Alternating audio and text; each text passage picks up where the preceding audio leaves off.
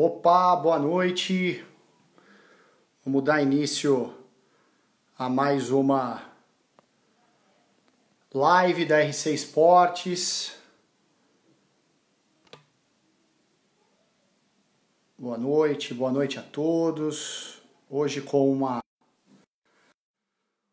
convidada e Dr. Elde Lobo, psiquiatra. Boa noite, doutor.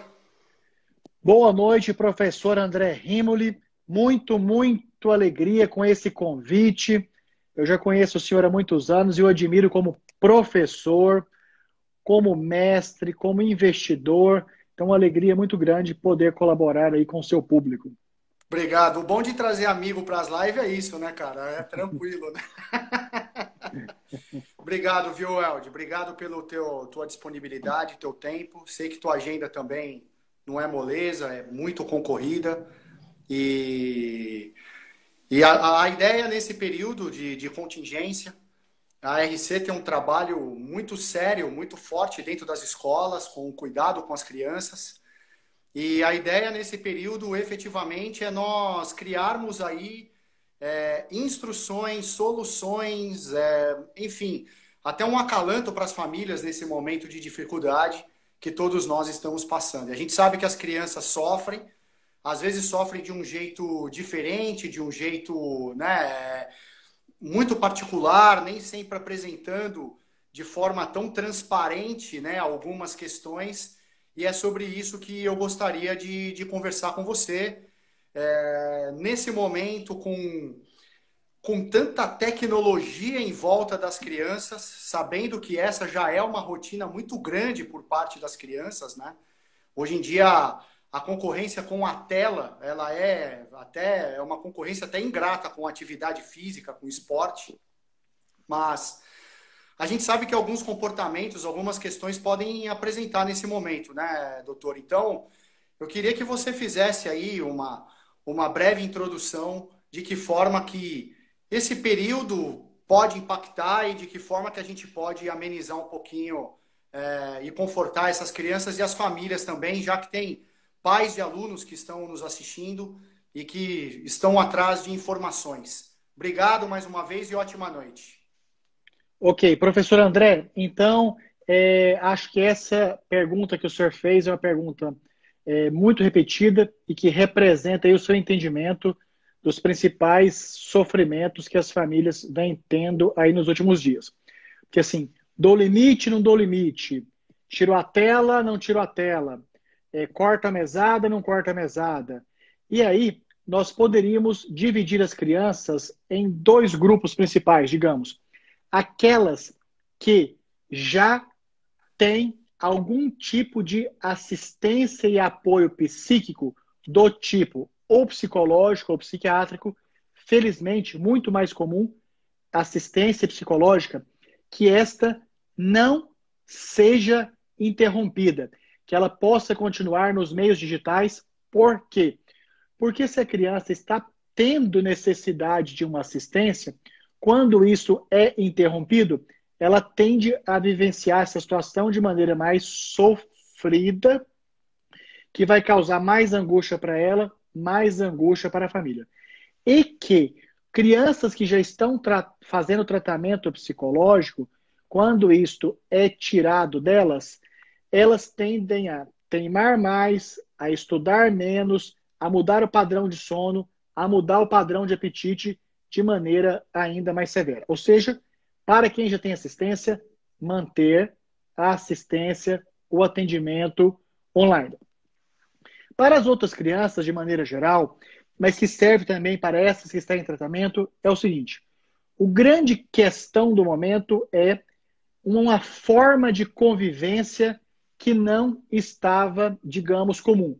2 meses seguidos, uma família inteira conviver junto e ainda mais conviver em tempo permanente, conciliando o trabalho dos pais com crianças estudando presencialmente.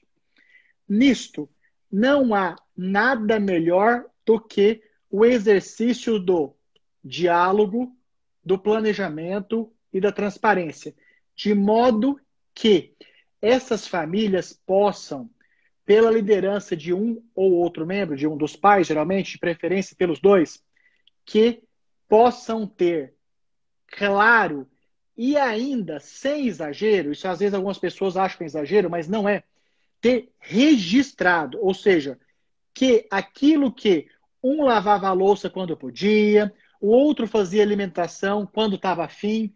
Agora, como todas essas tarefas intensificaram, que a família possa reunir periodicamente, quando eu falo periodicamente, é 1 ou 2 vezes por semana, terem as tarefas divididas e escritas. Esse é um ótimo exercício para que as crianças possam também ter a liberdade de manifestarem as suas opiniões e também assumirem responsabilidades. Então, professor André, nós que trabalhamos na saúde, o senhor como educador físico e professor, eu como médico e professor, nós sempre temos a tendência de pegar toda a situação crítica, difícil, e trabalhá-la de maneira positiva, próspera e saudável. Então, em síntese, famílias, agora se não tinham obrigado a ter diálogo, dando voz às crianças e, ao mesmo tempo de dar voz às crianças e adolescentes, também lhes atribuir responsabilidades escritas e que possam ser revistas semanalmente, ser revistas 2 vezes por semana, não mais que isso também, porque senão entra no estado de chatice. Puxa, que legal, Elde. Você vê com algumas dinâmicas a forma como você pode trazer uma harmonia, né? Porque, na verdade, esse foi um momento que foi muito rápido, tudo foi muito rápido, né? Agora que algumas questões estão ficando um pouco mais acomodadas, mas é óbvio, outros cenários acabam se criando a partir do confinamento, da contingência e de uma série de questões. Mas eu achei muito interessante no ponto que você tocou de estabelecer as rotinas e deixar até as tarefas por escrito, organizados dentro de uma rotina. Achei isso muito legal. E as crianças precisam participar disso. Então, é um ponto fundamental, é um ponto-chave as crianças participarem desse processo. Até que quando as crianças participam com a opinião, fica mais fácil dos pais responsabilizá-las pelas suas tarefas. Perfeito, perfeito. Fica muito mais fácil de cobrar algumas rotinas e, enfim, muito bom.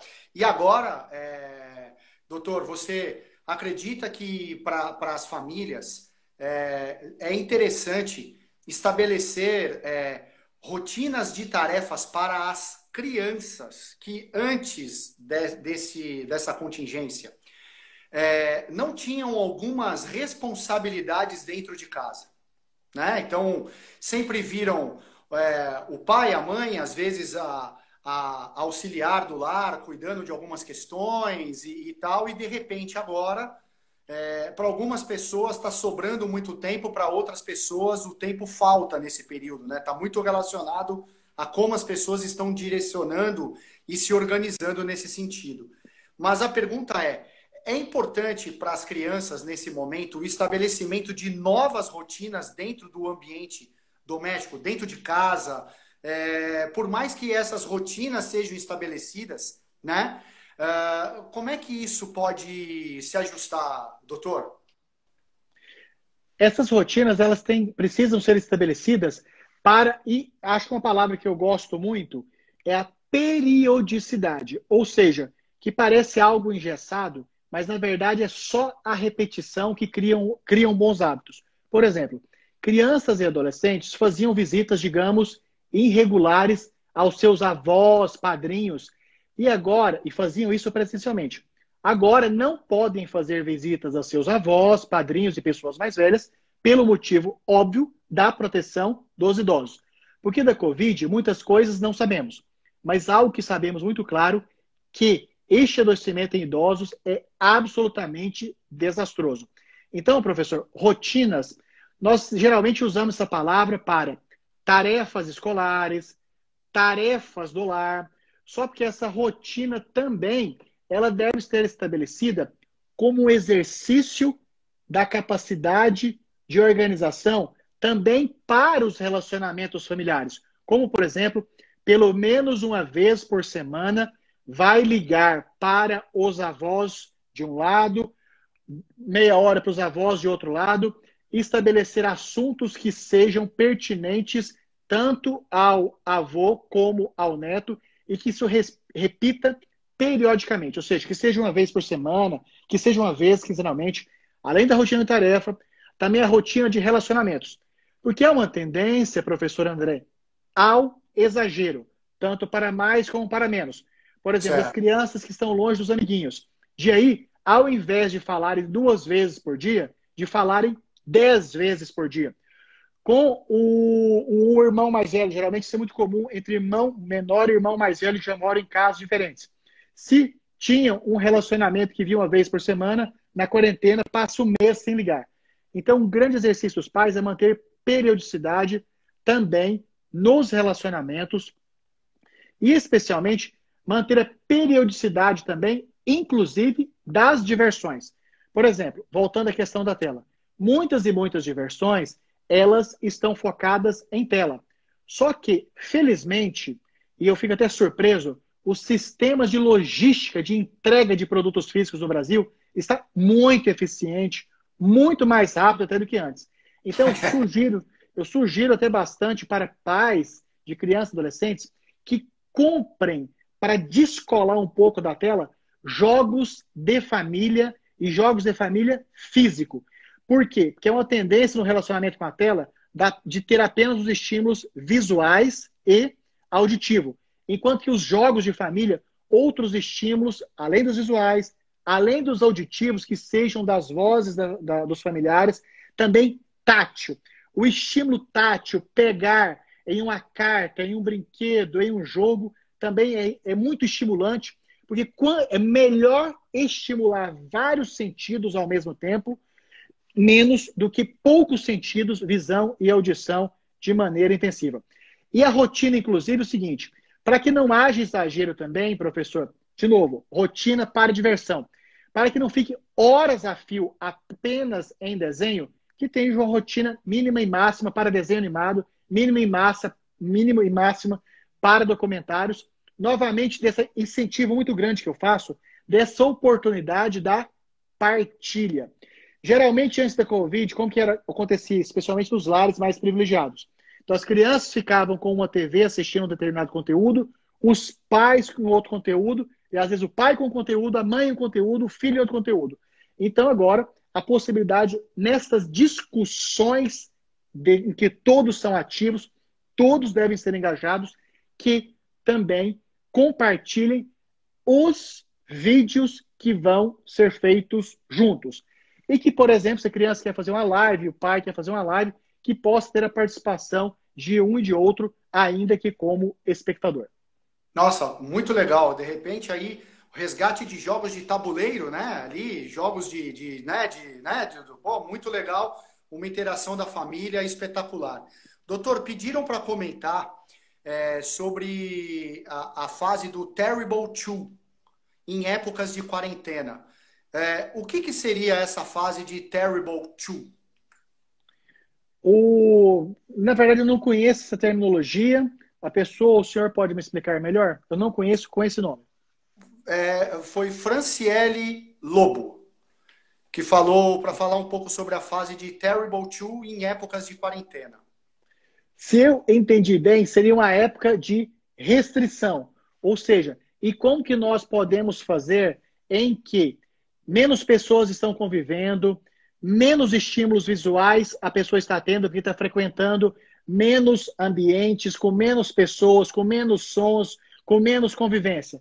É fazermos de cada atividade que já existia, esta atividade ser realizada da maneira mais ampla possível. Ou seja, por exemplo, se antes cada um escolhia a sua programação de TV, que agora essa programação possa ser escolhida em conjunto, pelo menos para algumas horas.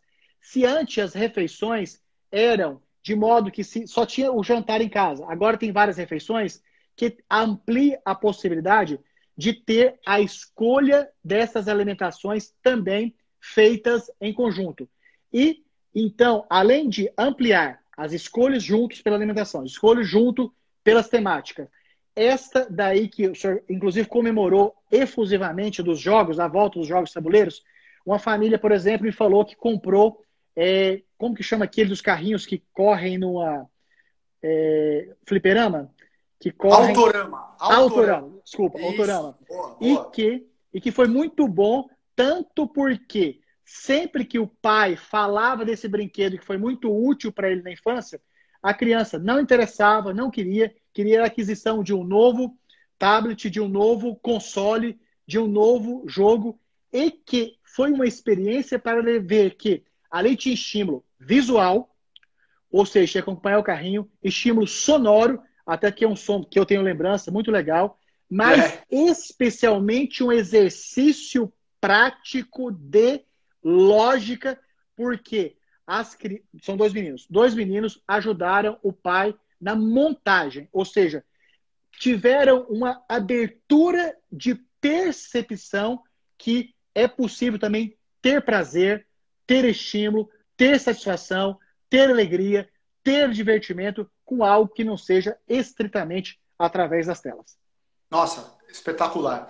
E aí, fazendo até um link com essa relação do pai com o Autorama e as crianças, como é que o doutor imagina, nesse momento, o estímulo por atividades físicas para essas crianças?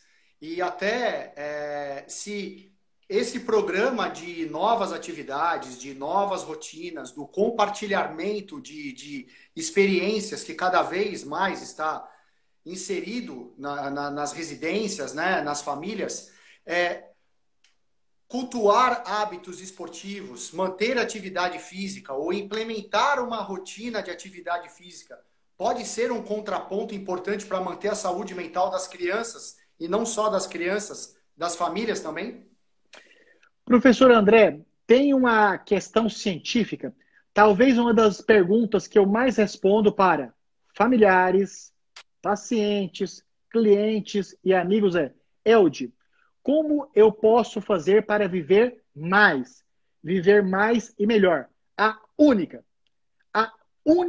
maneira que tem provada cientificamente das pessoas viverem mais e melhor é através da atividade física.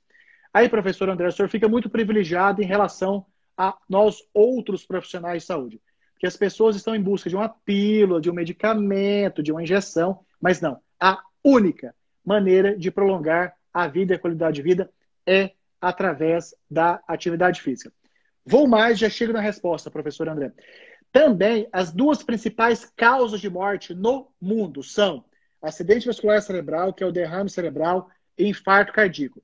As duas principais causas de derrame e infarto são hipertensão arterial e diabetes. E as duas principais causas de diabetes e hipertensão são obesidade. E a principal causa de obesidade é inatividade física. Portanto, se nós formos, professor, responder qual que é a única maneira de prolongar a vida, qual que é a única maneira de prevenir as duas principais causas de morte, só tem uma, que é através da atividade física. Então, até com esse argumento, que ele serve mais para as pessoas mais maduras, porque ele é de longo prazo, a atividade física é uma ação que deve estar na agenda e que, para pais que gostam de premiar filhos, e para notas, pais que gostam de premiar filhos para boa educação, pais que gostam de premiar filhos para bons desempenhos nos jogos, para os bons relacionamentos com os irmãos. Professor André, se eu pudesse escolher um único tema para os pais premiarem seus filhos, quer seja com mesada, quer seja com viagem, quer seja com pedir a alimentação que querem, é do resultado da adesão da atividade física. E sempre tem uma desculpa muito grande, professor, que não tem o professor. Agora, nós felizmente popularizamos, massificamos, aumentamos a oportunidade de termos acesso ao professor por via digital. Inclusive, o senhor tem materiais digitais, como planilhas de programação de atividade física para adultos e crianças, que eu, inclusive, recomendo para os meus pacientes o seu trabalho e aproveito para recomendar aqui. Então, atividade física, melhor maneira de prolongar a vida, única maneira de prevenir as duas principais causas de morte. E se premia seus filhos para a nota, é mais importante ainda premiá-los para adesão à atividade física. Professor, às vezes eu passo uma ideia de muita rigidez, mas não é rigidez, é regularidade. Ou seja, a meia hora da quinta-feira à noite, a não ser para ver a live com o professor André, é da atividade física, por exemplo. Sensacional. Nesse período, doutor, a RC Esportes ela criou um programa de atividades para criança, que está aberto para os pais também, que nós chamamos carinhosamente de Arc Esportes Online. O link desse programa está na bio. É uma área de membros onde nós colocamos lá 9 modalidades esportivas, da aula 1 até a aula que, enquanto acabar isso. Inclusive, pais que estão adorando por conta... Eu fiz a relação com jogos de tabuleiro, porque um dos campeões de audiência desse projeto é o xadrez. Porque eu sou um avatar transformado nesse processo. Porque a minha filha mais velha, de 12 anos, a Isabela, ela aprendeu a jogar xadrez na escola e eu nunca tive oportunidade de jogar xadrez. E agora, com os próprios professores e as aulas gravadas, eu estou aprendendo e estou conseguindo compartilhar de um tempo com ela. Né? Quer dizer, então, estamos desenvolvendo novas habilidades. Então, já fica o convite, os interessados aqui que tiverem, né? Professores que estão precisando de ideias de atividades, aí toda a equipe da RC foi programada para isso. E os pais que também estiverem com necessidade de atividades dirigidas e direcionadas, vai até a bio, né, que é onde tem lá a estrutura da descrição da empresa, tem um link lá e esse link leva para nós no programa. Mas, doutor, a Franciele Lobo nos ajudou com o tema. Ela disse que Terrible Two é o termo usado por uma fase de mudanças de comportamento que ocorre em crianças por volta dos 2 anos de idade. Acredito que ela pediu aí uma ajuda nesse sentido. Que impacto que essa fase pode ter nesse período de contingência? Acho que agora conseguimos chegar na abordagem dela. E obrigado, viu, Franciele, pela colaboração. Obrigado, Franciele. Obrigado, professor André.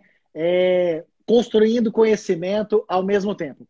Então, a virada das fases, elas serão ou não prejudicadas durante o tempo de pandemia, a depender da flexibilidade, disponibilidade, boa vontade dos pais também em consenso levarem a quais ações, quais comportamentos eles vão investir.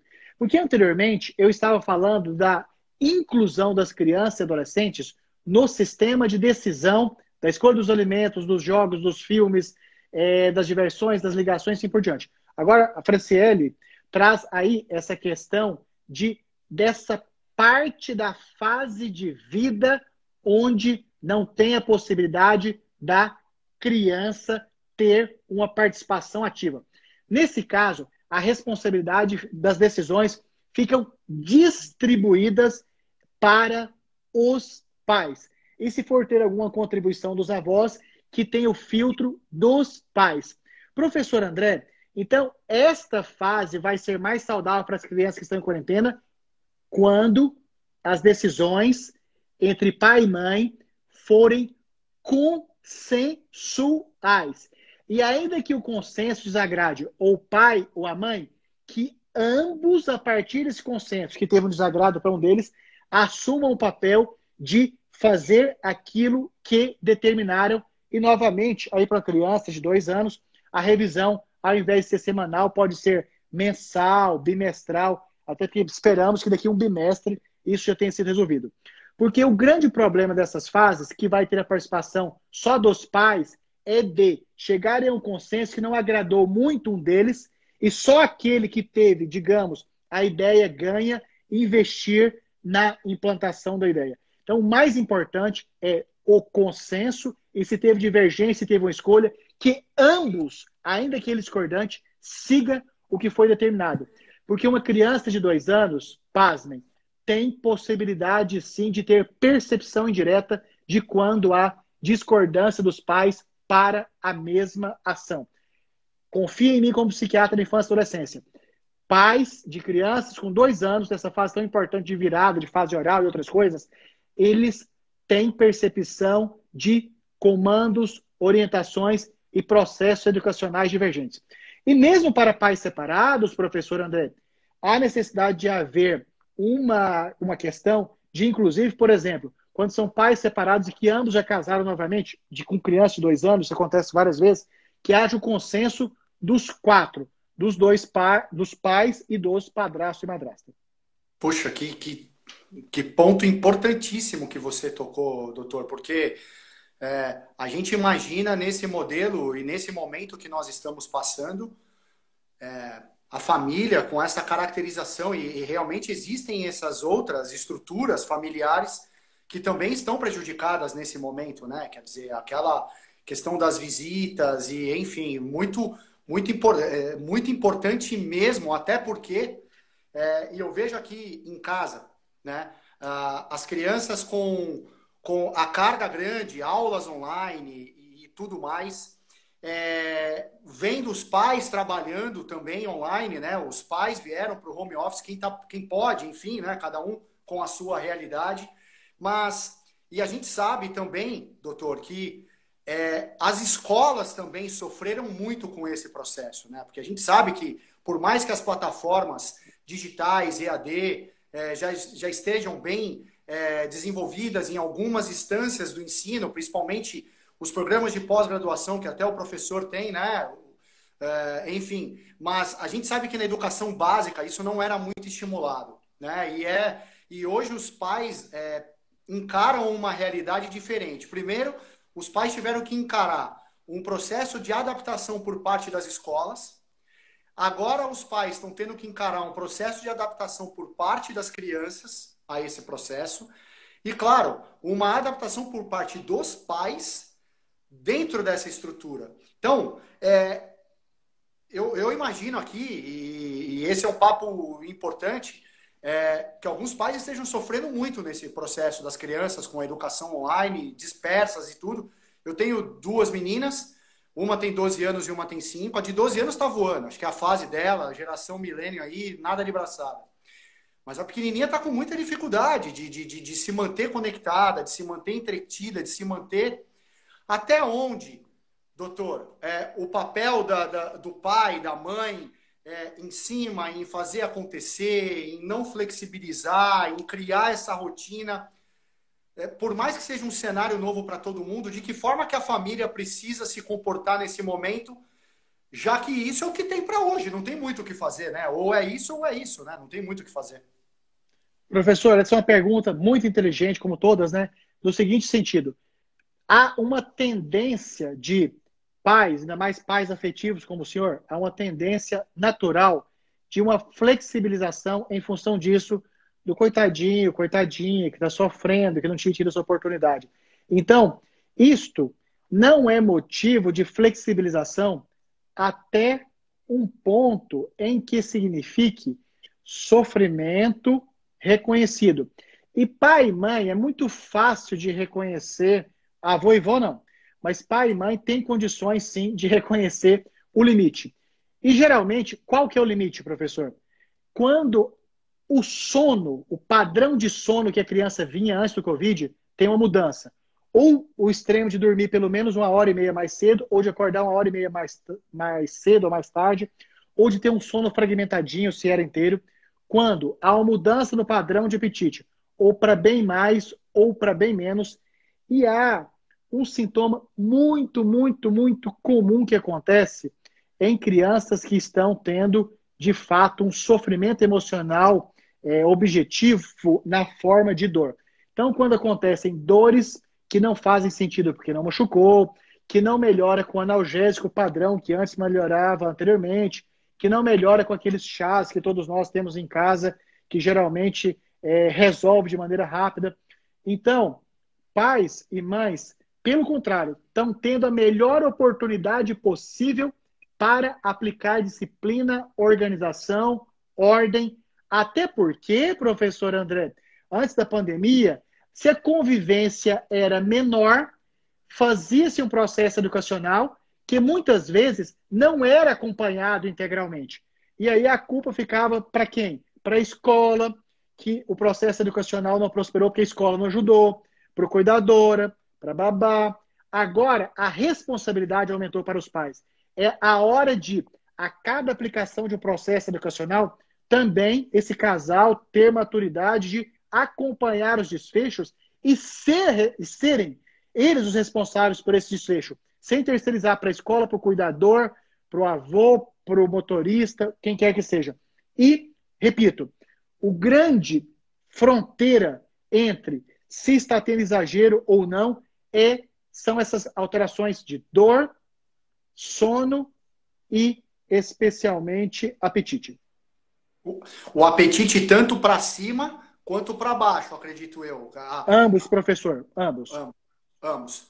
E nesse momento, que tipo de estruturas que podem ser criadas para as crianças? Que tipo de atividades como esse resgate de jogos de tabuleiro, a atividade física, mesmo no ambiente confinado, mas na visão do doutor, aumentar em meia hora o tempo de tela da criança para que ela possa ter criada aí uma estrutura de atividade física. Você acha que traria algum prejuízo para essa criança, doutor? Aumentar em 30 minutos, 40 minutos, não precisa ser o dia, pode ser 2, 3 vezes por semana, para que a criança consiga criar esse hábito da atividade física nesse momento? Eu vejo como absolutamente saudável, até naquele sentido anterior, que se quer premiar seu filho, premie pela atividade física tão ou mais importante do que para o processo de aprendizado. Porque é pela atividade física. E na criança, professor, isso aí, quem sou eu para falar na sua frente? Eu até me constranjo. Então, a época de criança e adolescente é o melhor período possível para a criação dos bons hábitos, incluindo atividade física. Esse aí eu vou querer que o senhor complementa em seguida, lógico. E essa é a sua sapiência. E 2 décadas aí estudando, aplicando isso daí.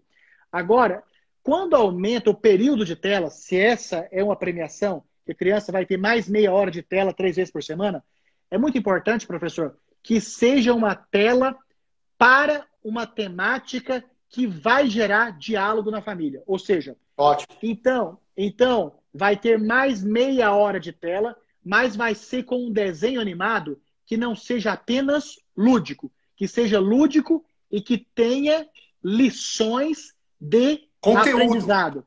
Seja pedagógico, seja temático de história, seja temático como documentário.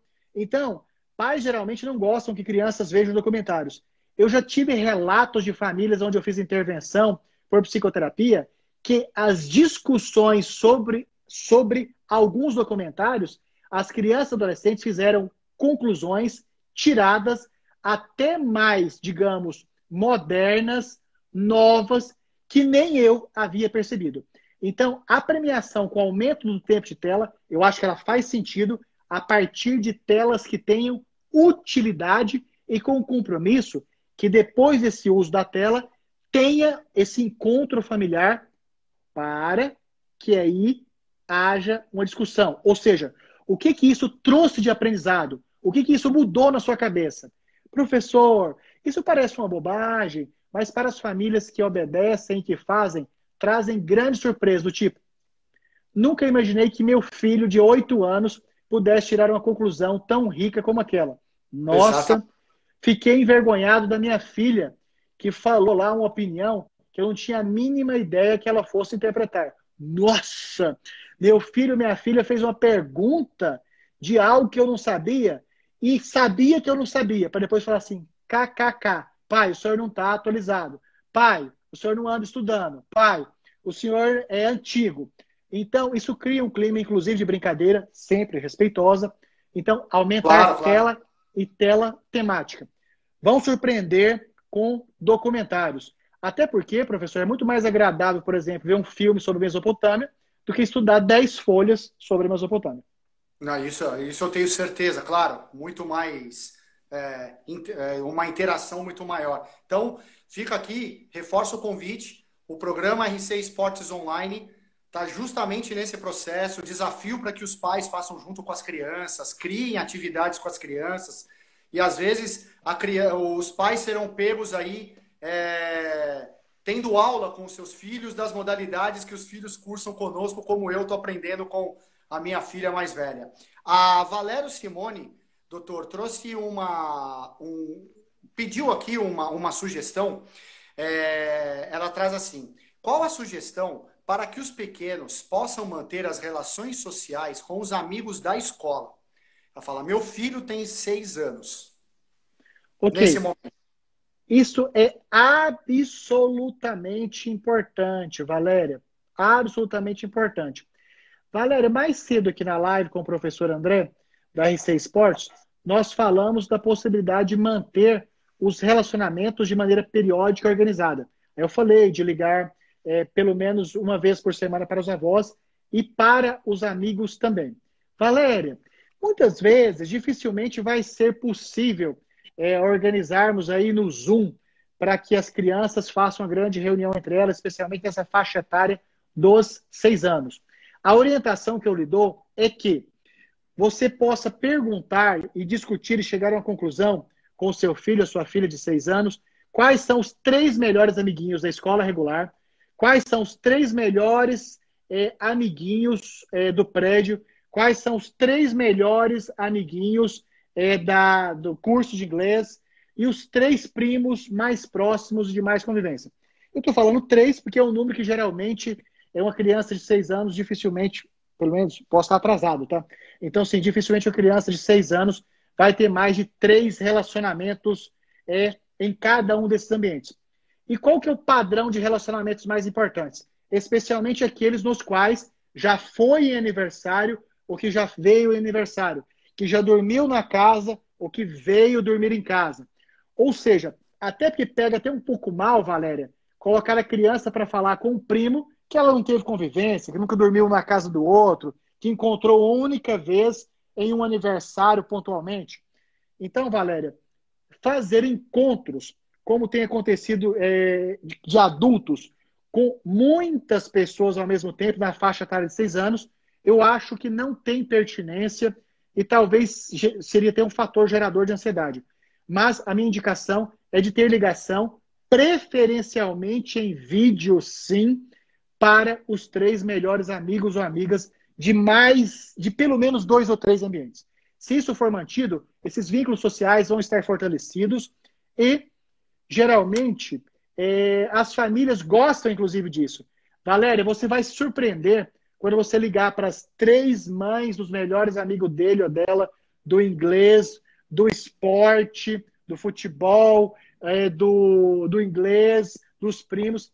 Os pais e as mães vão ainda lhe agradecer de ter lembrado de fazer essa ligação. E quando você menos esperar, do outro lado, antes de completar uma semana tratada, já vão estar querendo fazer novamente. Então, eu estimulo por vídeo, com grupos de no máximo 3 ou 4 ao mesmo tempo, mais que isso, geralmente 6 anos não funciona, mas fazer de grupos diferentes de relacionamento. Muito legal. E aqui o sobrenome dela estava antes, então ela corrigiu, o nome dela é Simone Valero, e é uma enfermeira profissional da saúde como nós. Simone, desculpe o meu equívoco, mas espero que tenha sido feita a resposta à altura. Falando sobre aquela questão dos documentários e da estrutura que foi proposta, o Rafael Franco aqui colocou hoje uma observação bem interessante mesmo. O Zoológico de São Paulo hoje, ele promoveu um tour virtual que foi transmitido, se eu não me engano, pelo YouTube.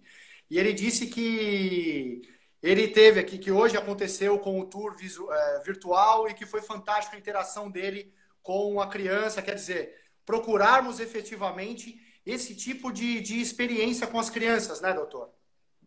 Rafael, olha que bacana. Teve um engajamento, a criança ficou feliz. Eu estou tendo a impressão, Rafael, com todo respeito, que parece que o pai divertiu tão quanto, até mais do que o filho ou a filha. Então, Rafael, como que enriquece ainda mais essa experiência e essa oportunidade? Que possa exercitar que cada lúdico educativo pode virar por si só, naturalmente, um processo educativo. Ou seja, não sei a idade do seu filho, Rafael. Então, terminado o tour virtual que vocês estavam juntos, e que você, eu estou vendo que gostou bastante, de ao termo, filho, então, sobre aquele animal, sobre aquela planta, o que você aprendeu lá na escola? Esse é réptil, esse é pássaro, aquela planta. Filho, quais são as três principais características que diferem um ser vivo vegetal de um ser vivo animal?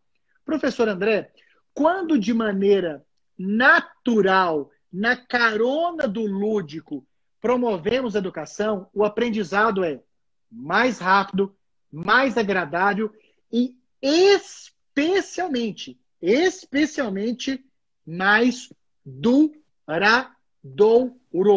Ou seja, quando a experiência é multissensorial, de audição, visão, tato, discutida com um familiar e que temas pedagógicos são perguntados de maneira, digamos, casual, tudo isso é elemento facilitador.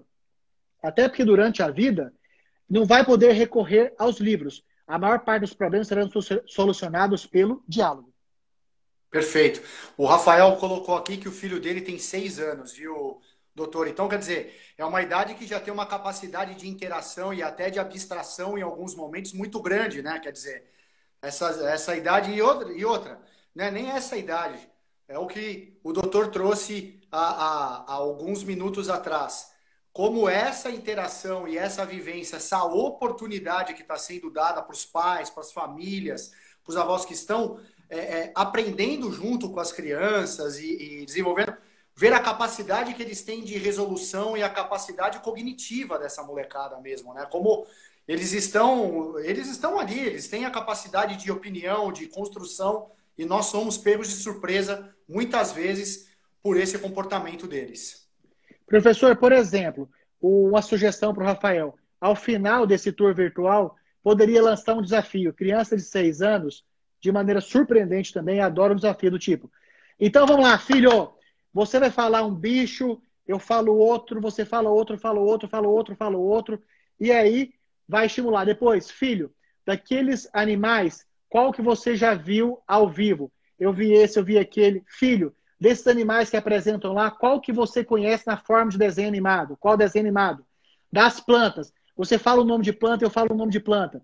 Depois você fala o nome de planta que apareceu no tour, eu falo o nome de planta que apareceu no tour. Você fala o nome de planta que não apareceu no tour, eu falo o nome de planta que não apareceu no tour. E aí você ganha algumas, você perde algumas. Quando ganha, você premia. Quando você perde, você demonstra chateação, mas perdi para você, mas a próxima tal. Então, esse desafio saudável, assim, é elemento, professor. E o mais importante de tudo, é a educação que fixa. É a educação que o lúdico, que o pedagógico pega carona no lúdico. Ele disse que o filho dele gostou tanto que pediu até para fazer um desenho do tour e do que ele viu ali. Perfeito, fechou de uma forma muito bacana o que o doutor trouxe aí nesse momento. Muito legal, muito legal. Eu iria mais, professor André, que aí o Rafael fizesse um desenho mais bonito do que do filho dele. E aí o desafio da próxima semana seria um próximo tour e quem ganhou o desenho não vai aceitar, vai fazer o mais bonito. E aí chama a mãe e os outros filhos para votar no desenho. E aí isso é, nossa, muita emoção, assim, professor, que o senhor está me proporcionando. Muito legal. Pô, obrigado, doutor. Isso foi muito legal e acho que trazer um pouco de informação nesse período que a gente tem convivido com tanta desinformação. Essa é a grande verdade, né? Então, o nosso maior cuidado aqui nessas lives da RC, que é um programa que nós começamos agora e não pretendemos mais parar, porque a gente percebe a capacidade de entrega, o perfil dos profissionais que têm passado por aqui e de entregar soluções, efetivamente soluções. Então, doutor, o que eu queria trazer agora em termos de questionamento algumas famílias elas estão com essa sensação do medo da convivência, né? Então, às vezes tem alguém que está saindo, às vezes tem alguém que precisa, está em casa, às vezes convive com os grupos de risco. Que tipo, como que o doutor pode trazer algo em termos de uma informação ou de um comportamento por parte das pessoas que estão em linha de frente, dentro de casa, linha de frente dentro de casa, às vezes tendo que sair para fazer, por mais que tome os cuidados de tudo, de que forma de manter essa harmonia dentro de casa para que essa mais alarde do que já é causado, mais pânico, mais medo do que é causado, para que isso seja de uma forma um pouco mais acomodada dentro das residências e dos lares aí, das famílias. Professor André, esse momento que nós estamos vivendo, ele obriga para manter a saúde relacional, mental, emocional, a voltarmos a questões as mais simples possíveis da história da humanidade. E qual é a lição, qual é o ensinamento, qual é a necessidade mais simples dos relacionamentos humanos? Diálogo claro, transparente e que as mínimas dúvidas sejam retiradas. Ou seja, que fique claro para todos na família que quando o adulto, ou mesmo a criança, ou mesmo o idoso, vai sair porta afora, que seja com uso de máscara em tempo permanente. Que, ao voltar para casa, que tenha o mínimo, se for possível o máximo, de higienização. Desde tirar o calçado do lado de fora, deixar o calçado para ser limpo e o uso do álcool. Professor André, nós não sabemos muita coisa. Nós não sabemos muita coisa sobre o coronavírus. Mas as poucas que sabemos, elas precisam ser usadas ao máximo e da maneira mais rigorosa possível. Ou seja, por exemplo, para uma criança, por exemplo, de 6 anos, aqui coincidentemente parece que tem vários pais de crianças bem novinhas, que o pai sempre chegou, beijou, abraçou, rolou no chão de imediato, e que de repente começa a chegar pelas portas do fundo, de repente começa a chegar e recusa o contato, porque primeiro vai tomar banho. Isso causa uma série de interpretações muito duvidosas, especialmente para uma faixa etária aí menor de 6 anos. Então, professor, questão, mas das mais simples que tem de resolver. Um diálogo claro, transparente, obviamente para criança de 6 anos, se for o caso, metafórico, de modo que o papai não deixou de chegar, cumprimentar, beijar e rolar no chão porque gosta menos ou porque mudou de jeito, mas porque tem um novo momento.